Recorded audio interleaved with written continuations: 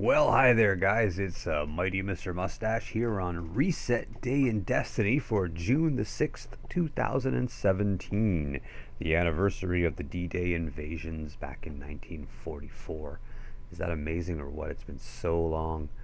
Little hats off and one out on the curb for all of the grandfathers and great-grandfathers who charged out of those landing vehicles and onto the beach to give the Nazis a good kick in the teeth and ensure that whatever we do in the world, we do it with a free vote and without as much hate as there was. We haven't got all the way there, but we should maybe always remember what they did and keep trying. Well, on that note, let's take a look at what our free and enjoyable video game society has to offer us. Today in Destiny, it is Reset Day, and as you can tell by the screen in front of me, Iron Banner's back. The Iron Banana is back with Lord Salad dressing himself, Saladin. Actually, now it's Lady Aphrodite who, is really, really awesome. Although my true and utter waifu will always be Lady Yolder. I don't care that she's dead and taken over by Siva and probably totally in love with Saladin. We will find a way. We will. She's just so gorgeous. Let's get on going anyway. So, sorry, that was a weird opening, but whatever, right? It's the internet, you're allowed. Today, what is new for Destiny? What is on offer? Obviously, the weekly featured raid is going to be Oryx and the Kingsfall raid. This was the first raid to feature challenges, the Golgoroth, Oryx, and War Priest challenges. If you don't know them by now, you probably have never done the raid. Golgoroth is probably one of the easier challenges once you get the rhythm. Basically, every person in your team, every damage cycle must capture his gaze at least once. When my team does it, we don't try to do more than one damage cycle. So one person takes the gaze, we all beat up Golgoroth a little bit, and then we jump out and just trade back and forth, getting the gaze until that cycle's finished. And then we start a new one. It works. Usually 3 cycles. You bring them down. It's not as hard as... It's actually really, really easy as long as you remember that one of you will get that weird exploding light mark and have to move out. And other than that, don't get caught out. And don't die. Because if one person dies, you can't do the total cycle. Obviously, on the damage cycle where you kill him, not everyone needs the gaze. That would be just impossible. The Oryx challenges, you must stack up 4 of those orbs of captured light, those black orbs in each corner, so 4 cycles of him, and then detonate them all at once, at which point he goes down and you kill him. We've had it glitch to where we've detonated them and it hasn't done any damage to him at all, and that's very aggravating. Other than that, the most important thing to remember is not letting any of the Light Eater Knights or the Light Capturing Knights get to those orbs, and to try and bring those ogres down as fast as you can so that the orbs aren't stretched out and they're hard to do. One person for the 4th platform, which is obviously never used, will have to remember where it is. One of the guys in the center that usually holds it, the Titans that tend to hold that center area. Their job will be, one of them anyway, his job will be to know which one it is, run out and get the detonation off. If you have no idea what I'm talking about because you've never done the raid, once you're in, a good team will explain it to you, but at least you can listen to this and say, oh, okay, now I know what you're talking about, dude. And of course, the War Priest challenges, each damage cycle, one person gets a buff that allows you to damage him. He stands there with this red circle around him. I think it's red anyway. Forgive a colorblind guy, I'm pretty sure. And everyone else damages the War Priest while he keeps that buff up for a few cycles. The same person can't have the buff twice. That's the entire challenge. So each time that it becomes available, a different member of your team has to grab it.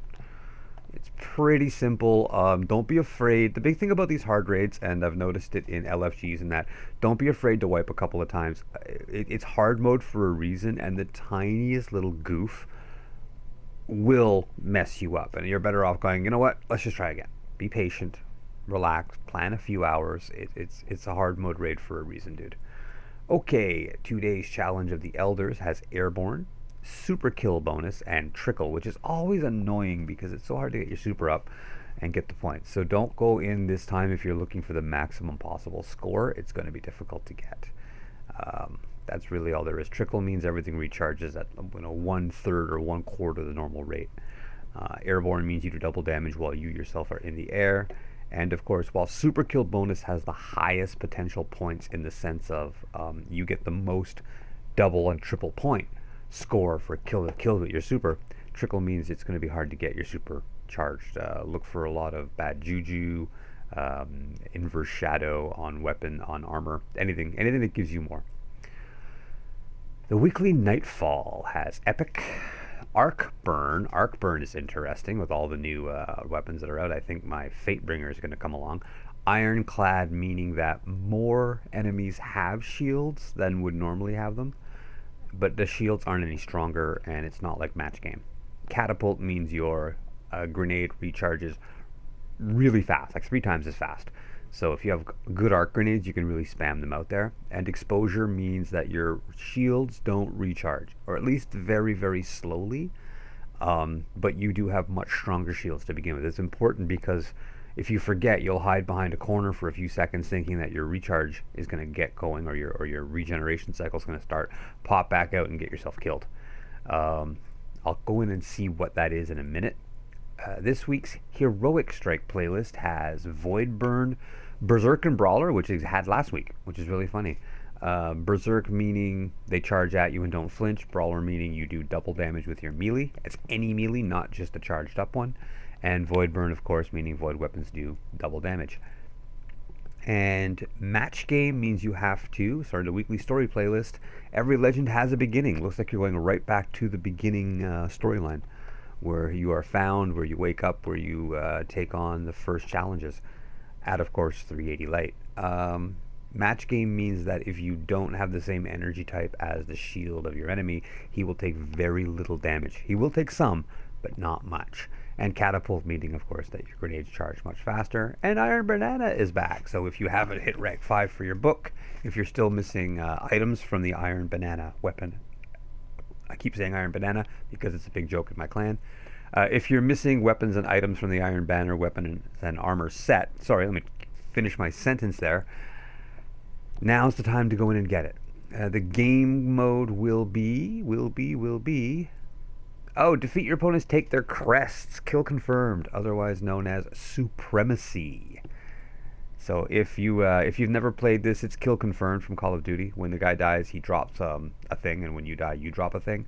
If your team picks yours up, or if you pick up your own, if you're fast enough on the respawn, it's worth extra points, and of course you want to capture them. So it's a bit of a mosh pit in the middle of the map where everyone's killing each other and trying to grab the crests.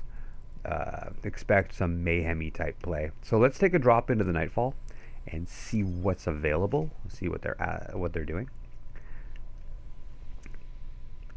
Here we go. My totally awesome character, which my daughter created for me, my hunter or huntress. The House of Devils marked you as probably the weakest of the 3 server, arc abilities to take into. What's Sepix Perfected? Apparently better than ever, thanks to the Devil Splicers and Sepix Perfected. Zavala's not too happy about the idea of the Splicers playing Godmaker, and I can't blame him. Praetor's Timepiece is art. Wow, nice. That'll make some real. I'm sure the Fallen will be happy to see us. Make for some real fun times. This is okay, Blade Dancer. It's I would almost be willing to suggest that you take Voidwalker anyway. The new and improved Sepix is holed up in the Devil's If only Lair. because the Blade Dancer can find himself caught out after having attacked a few things with Arc, and can find himself getting killed on the charge. It's an excellent ability for PvP, but it is weak in PvE, again, because you can find yourself charging into the middle of a fight, getting a few kills, and then getting stuck there with no super energy left and a whole bunch of enemies who still don't like your face. But again, you do you, whatever works for you. I know people who just do fantastic stuff with Blade Dancer. The invisibility on the Blade Dancer super is nice. That ground wave or shock wave is also kind of nice. You can take out a few good things. It really depends. It could just be that I'm not much of a hunter or Blade Dancer player. That'll basically be it. Other than that, I would suggest taking along the Voidwalker. I know it's an arc thing, but the Voidwalker tether can really stack up orbs for the other parts of the other members of the team, who can then go a Stormcaller or even a Fist of Panic can really do it. Okay, guys, I'm not going to waste your time any farther. That is what is on tap for this week.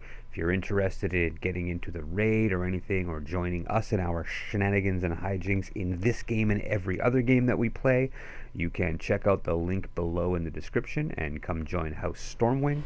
Other than that, I have been Mighty Mr. Mustache, the mightiest mustache in the universe, and I wish you a great day and some great gaming. And as I said, remember the Fallen, today is June the 6th.